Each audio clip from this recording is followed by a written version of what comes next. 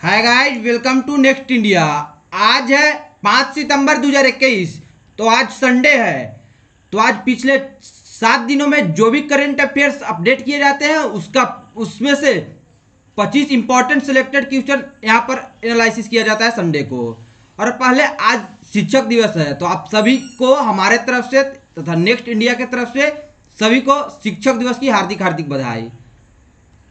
तो अब जान लेते हैं पिछले 6-7 दिनों में बने जो भी 25 इंपॉर्टेंट एग्जाम व्यू से हमारे जो भी इंपॉर्टेंट क्वेश्चन सेलेक्ट किए जाते हैं उसके बारे में। यदि आप इस वीडियो का पीडीएफ फाइल पाना चाहते हैं तो आप हमारे टेलीग्राम चैनल को जरूर ज्वाइन कर लें। टेलीग्राम चैनल का लिंक हमारे इस वीडियो के डिस्क्रिप्शन बॉक्स में दिया हुआ है। आप वहां पर जाएं तथा लिंक पर क्लिक करके चैनल को ज्वाइन कर लें तथा अन्य सोशल मीडिया पर भी वहां से आप हमें फॉलो कर सकते हैं। चलिए तो आज का सेशन स्टार्ट करते हैं। आज का सेशन का पहला प्रश्न है, हाल ही में सरकार ने बैंक कर्मचारी परिवार पेंशन को बढ़ाकर कितना प्रतिशत कर दिया है?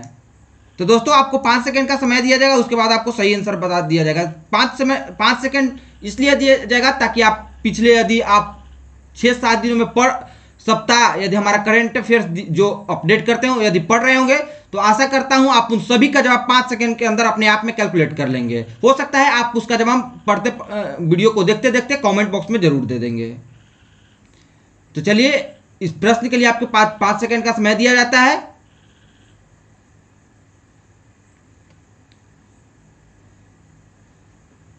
तो दोस्तों इस प्रश्न का सही जवाब है ऑप्शन बी यानी कि 30%। हाल ही में सरकार ने बैंक कर्मचारी परिवार पेंशन को बढ़ाकर 30% कर दी है। अब चलते हैं आज के अगले प्रश्न की ओर। आज का अगला प्रश्न है, हाल ही में राष्ट्रीय खेल दिवस कब मनाया गया है?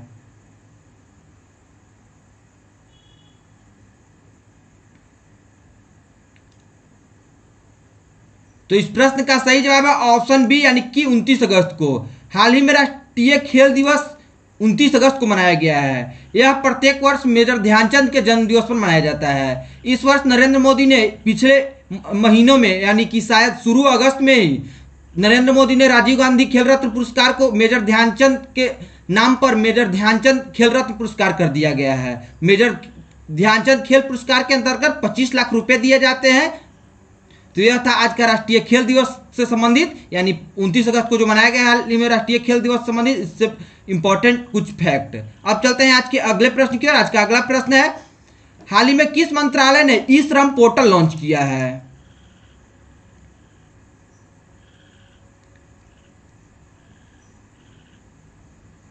तो दोस्तों इस प्रश्न का सही जवाब है ऑप्शन ए यानी कि श्रम और रोजगार मंत्रालय। हाल ही में श्रम और रोजगार मंत्रालय ने ई श्रम पोर्टल लॉन्च किया है।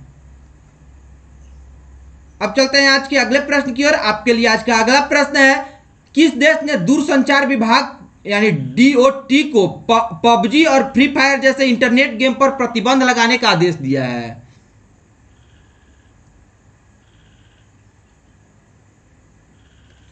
तो इस प्रश्न का सही जवाब है ऑप्शन ए यानी कि बांग्लादेश में। बांग्लादेश सरकार ने हाल ही में दूरसंचार विभाग को पबजी और फ्री फायर जैसे इंटरनेट गेम्स पर प्रतिबंध लगाने का आदेश दिया है। तो अब चलते हैं आज के अगले प्रश्न की ओर। आज का अगला प्रश्न है, हाल ही में भारत के मुख्य न्यायाधीश यानी कि CJI chief justice of India NV Ramana द्वारा कितने नए न्यायाधीशों को सर्वोच्च न्यायालय के न्यायाधीश के रूप में पद की शपथ दिलाई गई है?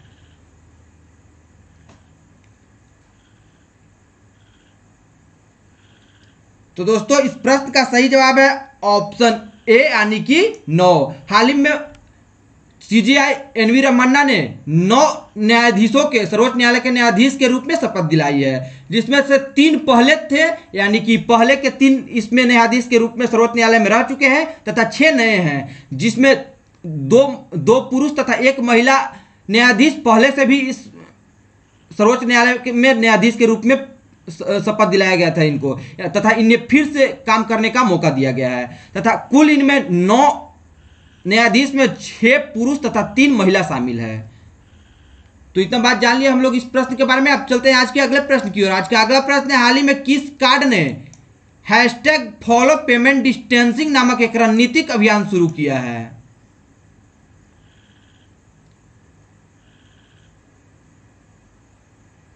तो दोस्तों इस प्रश्न का सही जवाब है ऑप्शन यानी कि रुपे ने। रुपे कार्ड ने हाल ही में हैशटैग फॉलो पेमेंट डिस्टेंसिंग नामक एक रणनीतिक अभियान शुरू किया है। अब आज का 7वां प्रश्न है, हाल ही में पीएफआरडीए ने राष्ट्रीय पेंशन प्रणाली यानी कि एनपीएस नेशनल पेंशन सिस्टम के लिए प्रवेश आयु 65 वर्ष से बढ़ाकर कितना वर्ष कर दी है?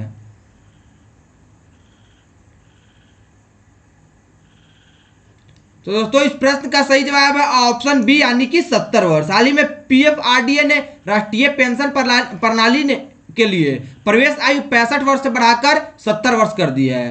तो दोस्तों इसमें पीएफआरडीए बात आई है, तो पीएफआरडीए का फुल फॉर्म क्या होता है, आप इसका जवाब कमेंट बॉक्स में जरूर दें। तथा एनपीएस का फुल फॉर्म तो हमने बता ही दिया कि नेशनल पेंशन सिस्टम। पीएफआरडीए का कमेंट बॉक्स में इसका फुल फॉर्म जरूर जवाब दें। आशा करता हूं आप सभी इसका जवाब जरूर देंगे, क्योंकि हमने डिटेलिंग में जब एनालिसिस किया जाता है तो वहां सभी चीज बताया जाता है। आप इसे ध्यान में रखिएगा, हो सकता है आपके एग्जाम भी उसे बहुत ही इंपॉर्टेंट हो। अब चलते हैं आज के अगले प्रश्न की ओर। आज का अगला प्रश्न है, हाल ही में किस राज्य ने कोविड-19 में अपने पति को खोने वाली महिलाओं की मदद करने के लिए मिशन वात्सल्य नामक एक विशेष मिशन शुरू किया है?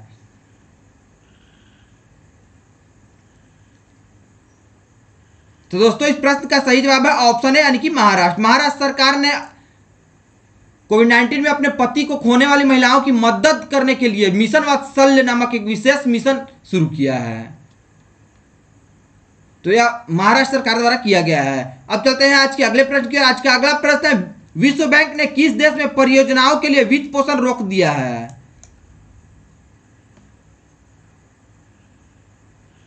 तो दोस्तों इस प्रश्न का सही जवाब है ऑप्शन बी यानी कि अफगानिस्तान। अफगानिस्तान में तालिबानियों ने जो कब्जा कर रखा है उसकी वजह से, यानी कि अफगानिस्तान में अपना वित्त फंड यानी कि वर्ल्ड बैंक ने अपना जो फंड होता है वित्त पोषण फंड देने का कार्यक्रम, यह सिलसिला रोक दिया है वर्ल्ड बैंक ने अफगानिस्तान को देने से, क्योंकि वहां पर तालिबानियों का भी राज चल रहा है। अब चलते हैं आज के अगले प्रश्न की ओर। आज का अगला प्रश्न है, हाल ही में भारतीय नौसेना और किस देश के नौसेना ने अदन की खाड़ी में संयुक्त समुद्री अभ्यास किया है?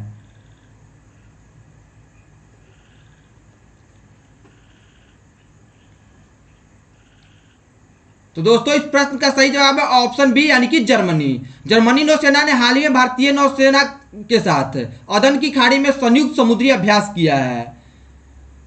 तो बात हुई जर्मनी के, तो जर्मनी की राजधानी क्या कहाँ है, इसकी करेंसी क्या है, इसका ऑफिशियल लैंग्वेज क्या है, आप इसका जवाब कमेंट बॉक्स में जरूर दें। अब चलते हैं आज के अगले प्रश्न की ओर। आज का अगला प्रश्न है, एडिडास ने अपने स्टे इन प्ले अभियान के लिए किसे चुना है?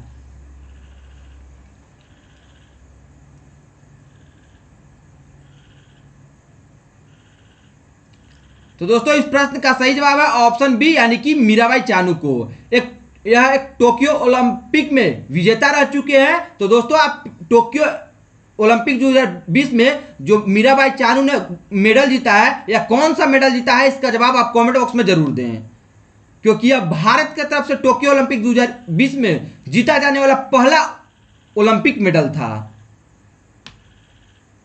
अब चलते हैं आज के अगले प्रश्न की ओर। आज का अगला प्रश्न है, हाल ही में एसबीआई ने किस झील पर एक तैरता हुआ एटीएम खोला है?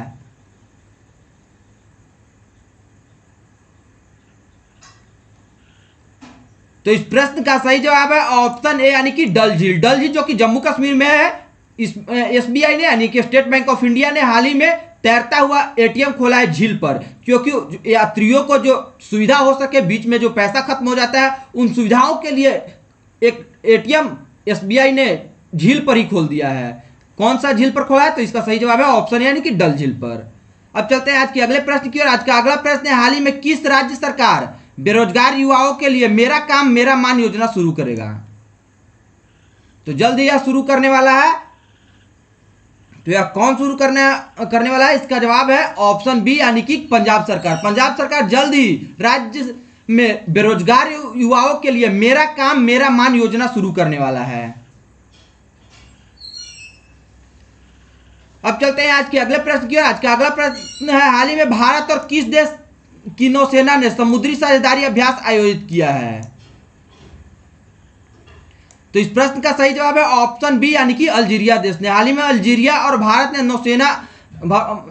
अल्जीरिया के नौसेना ने समुद्री साझेदारी अभ्यास आयोजित किया है?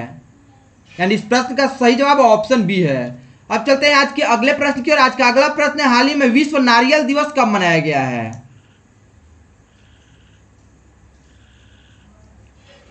तो दोस्तों इस प्रश्न का सही जवाब है ऑप्शन ए, यानी कि 2 सितंबर को। हाल ही में 2 सितंबर को विश्व नारियल दिवस मनाया गया है, यानी कि वर्ल्ड कोकोनट डे हाल ही में 2 सितंबर को मनाया गया है। अब चलते हैं आज के 16वें प्रश्न की ओर। आज का 16वां प्रश्न है, हाल ही में किसने दुनिया का पहला plant based smart air purifier launch किया है?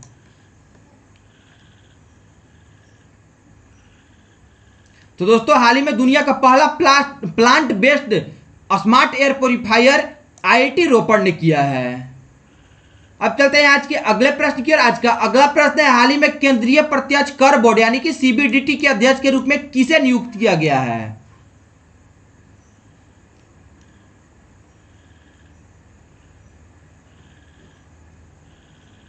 तो इस प्रश्न का सही जवाब है ऑप्शन ए, यानी कि जेबी महापात्रा को हाल ही में केंद्रीय प्रत्यक्ष कर बोर्ड यानी कि सीबीडीटी के नए अध्यक्ष के रूप में नियुक्त किया गया है। अब चलते हैं आज के अगले प्रश्न की ओर। आज का अगला प्रश्न है, हाल ही में किस देश ने खाद्य आपातकाल को विदेशी मुद्रा संकट घोषित कर दिया है? तो दोस्तों हाल ही में एक देश ने खाद्य आपातकाल को विदेशी मुद्रा संकट घोषित कर दिया है। यह घोषित करने वाला देश है श्रीलंका, यानी इस प्रश्न का सही जवाब है ऑप्शन बी, श्रीलंका।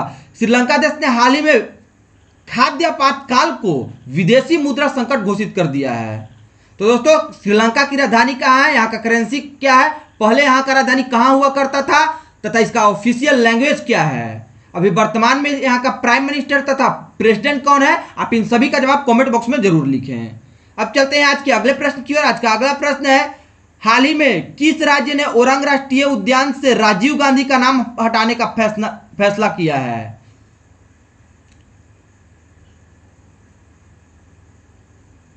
तो दोस्तों इस प्रश्न का सही जवाब है ऑप्शन बी, यानी कि असम।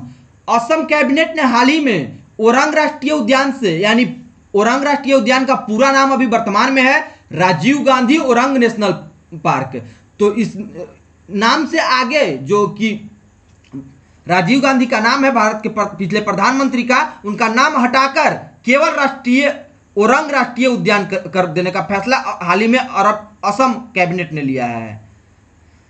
तो यह असम में और कई फेमस नेशनल पार्क है, जैसे कि काजीरंगा नेशनल पार्क, मानस नेशनल पार्क तथा अन्य कई नेशनल पार्क है, जिसका जवाब आप कमेंट बॉक्स में जरूर दें, क्योंकि असम के बारे में तथा असम के नेशनल पार्क के बारे में हमेशा यहाँ अपडेट किया जाता है हमारे चैनल पर।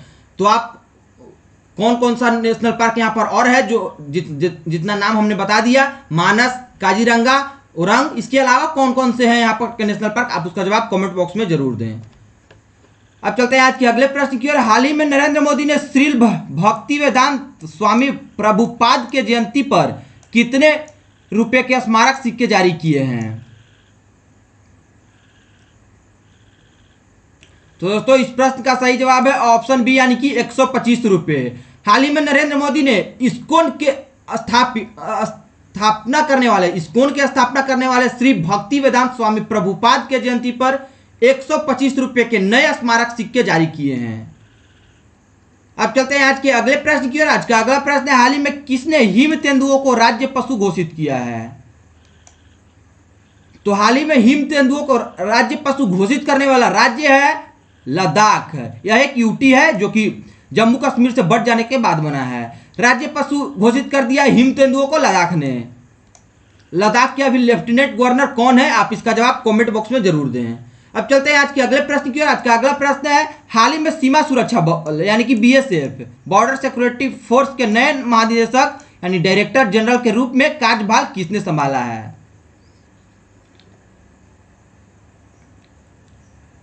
तो इस प्रश्न का सही जवाब है ऑप्शन बी, यानी कि पंकज कुमार सिंह ने। पंकज कुमार सिंह ने हाल ही में बीएसएफ के नए डीजी के रूप में कार्यभार संभाला है। अब चलते हैं आज के अगले प्रश्न की ओर। आज का अगला प्रश्न है, हाल ही में किस मंत्रालय ने न्यूट्री गार्डन का उद्घाटन किया है?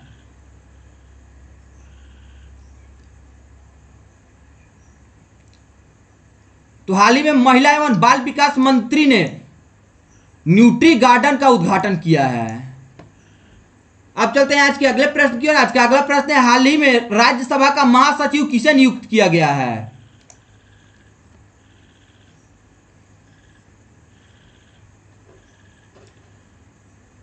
तो दोस्तों इस प्रश्न का सही जवाब है ऑप्शन बी, यानी कि पीपी के रामाचार्युलू को हाल ही में राज्यसभा का महासचिव नियुक्त किया गया है। अभी वर्तमान में राज्यसभा के अध्यक्ष कौन है तथा राज्यसभा के अध्यक्ष कौन होता है, आप इसका जवाब कमेंट बॉक्स में जरूर दें। अब चलते हैं आज के अगले प्रश्न की ओर। आज का अगला प्रश्न है, हाल ही में वित्त मंत्री निर्मला सीतारमण ने किस राज्य में माई पैड माई राइट परियोजना का उद्घाटन किया है?